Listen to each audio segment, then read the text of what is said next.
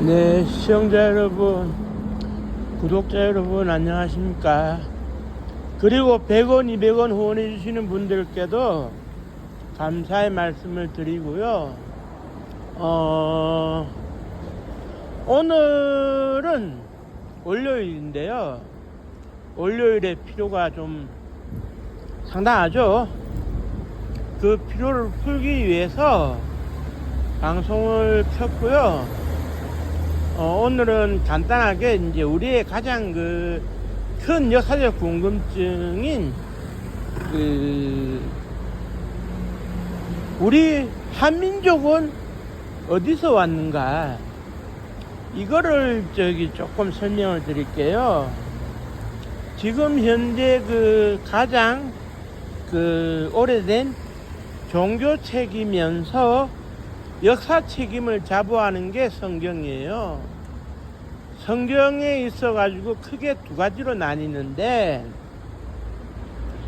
예수 탄생을 했던 시기를 서기 1년이라고 이제 규정을 짓고, 그래서 그 이전의 시대를 기원전, 그리고 그 이후를 기원후라고 세계사에서 기록을 하고 있는데, 그래서 기원전에 이제 쓰여진 내용을 바탕으로는 구약 성경, 그리고 이제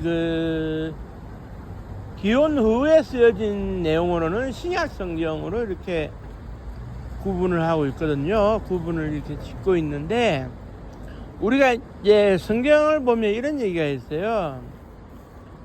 에덴 동산이라고 하는 정말 인간이 풍요롭게 살 수 있는 동산에 있었고, 아담과 하와가 실오라기 하나 걸치지 않은 상태에서 그냥 살아갔다.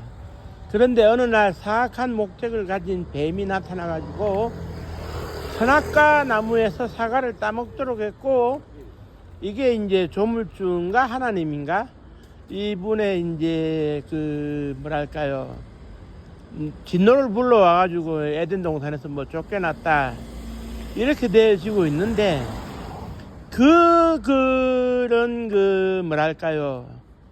그런 성경의 기록을 정상적으로 받아들인다면 어떻게 되느냐, 에덴 동산이 인류가 최초로 살았던 터전이 아니겠느냐, 인류 최초의 생활이 시작된 곳이 아니겠느냐.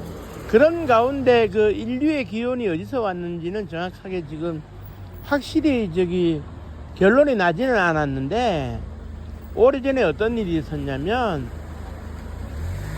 우리 한국 전쟁에도 도와준 것으로 유명한 이디오피아 또는 에디오피아라고 부르는 이곳의 수도가 아디스 아바바인데, 아디스 아바바에서 이제 동쪽, 그러니까 인도양 쪽으로 가다 보면은 얼마 안 간 곳에서 사람의 유골이 발견이 됐어요. 유골이 발견이 됐는데, 누군지는 알 수 없지. 다만 기초적인 조사는 할 수 있었는데, 여기서 어떤 저기가 드러났느냐, 약 한 50만 년 전의 사람이었다 라는 이제 결론이 나왔어요. 일치된 결론. 그런데 50만 년 정도 된 인류의 유골 화석이 발견되고 난 이후에 그거보다 더 오래된 화석이 존재하지 않는 걸로 봐서는, 결국은 어떻게 되겠습니까? 거기가 에덴 동산일 수도 있겠다라는 생각은 들어가요. 50만 년 전이니까. 그 사람이 남성이라고 이렇게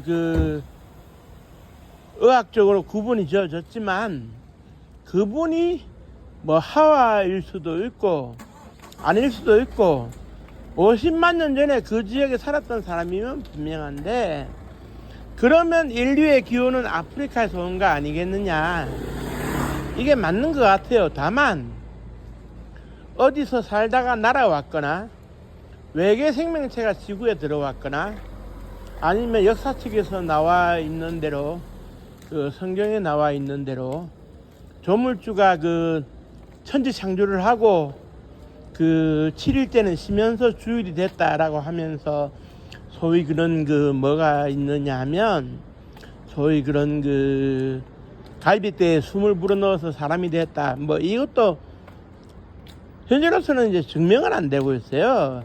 그 기원에 대해서는. 그런 가운데 이제 어떻게 되어지느냐. 거기에서 살던 사람들이 어느 시기인가 유럽 대륙으로 건너갔다. 대서양은 이제 바다니까 못 건너가고 어느 순간 유럽 대륙으로 건너가게 됐다. 이렇게 이제 되어지고 있는 가운데 이제 일부가 이제 그 지금의 이제 홍해 그쪽으로 해가지고 아라비아 반도로 건너갔다. 모세의 기적 이전에. 그래가지고 이제 전 세계 각지로 흩어지면서 어떻게 됐느냐. 동쪽으로 살기 좋은 환경을 찾아서 떠났겠죠. 떠나가지고 이제 지금의 바이칼 호수 근처까지 왔는데 이 바이칼 호수 근처에서 현재로서 제가 확인한 역사 이야기로서는 4등분이 됐다. 이렇게 이제 그 역사가 나오고 있어요. 여기서 그러면 어떻게 4등분이 됐다는 거냐?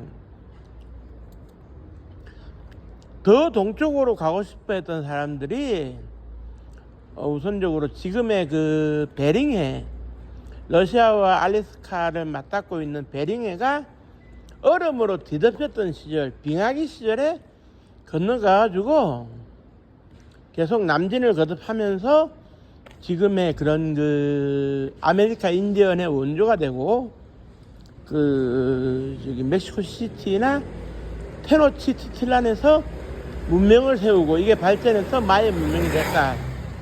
그리고 그 이후에는 이제 더 남쪽으로 가서 잉카 문명이 세워지고 뭐 이런 등등 얘기가 나오는 게 첫 번째고, 두 번째는 그 당시에 그 테오보키시 이야기가 있는데 아래로 그냥 곧장 내려가가지고 지금의 그 중국의 역사를 시작한 그런 그 종족이 나타났다.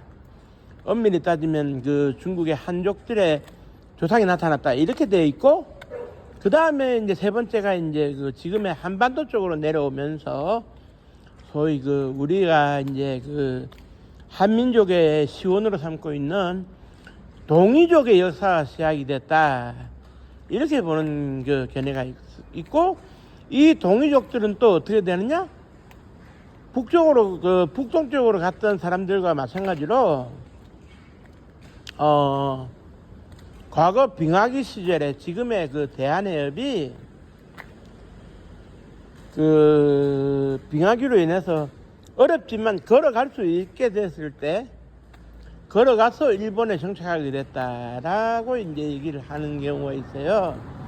그래, 일본에서는 한반도에서 레왕한 인류다 해가지고 도레인을 이제 먼저 인정하고, 그 도레인의 후손들이 일본의 그 초대 그 야마토 정권의 진무천황부터 해서 만세일계로 내려오는 거 아니냐 뭐 이런 얘기가 있어요. 그리고 마지막으로는 이제 그 이도 저도 싫다, 우리는 이 바이카로스의 물과 비옥한 옥토를 이용해서 여기서 먹고 살겠다, 정착한 사람들이 있었다는 거죠. 그런데 재미난 것은 이 동이족이 우리 한반도 인류의 조상이 되겠습니다만은, 이 동이족의 그 뭐랄까요, 그 당시에 썼던 언어들의 어원을 비교해 보면 그 지금 그 바이카로스 근처에서 터전을 쭉 잡고 살아온 사람들하고 비슷한 맥락이 유지가 되더라.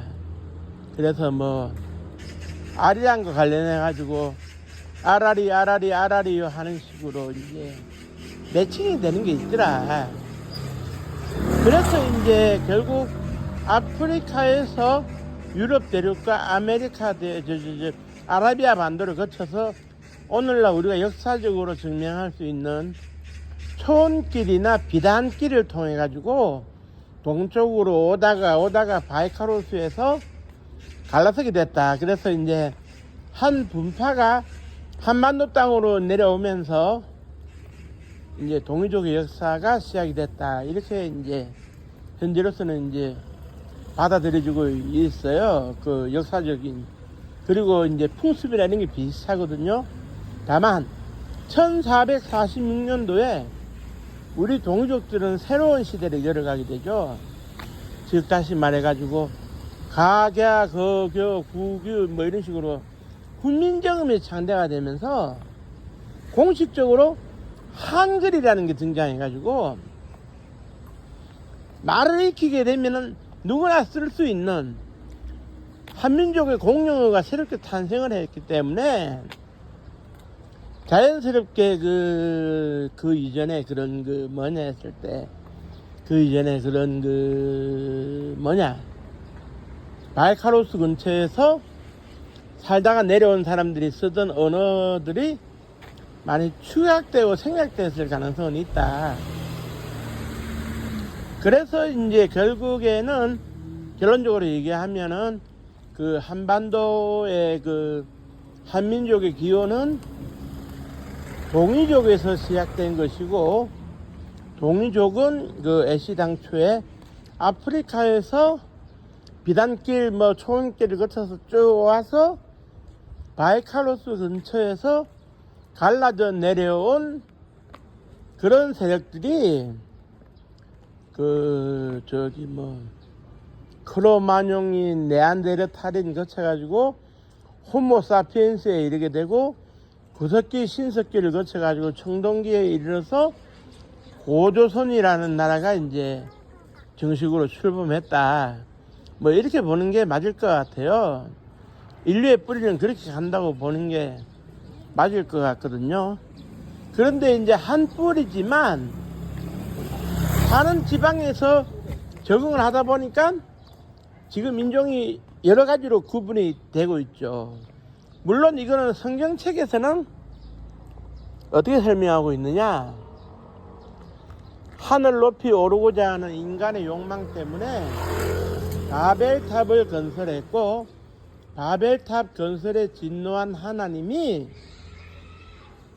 각기 다른 인종과 언어로 쪼개버렸다.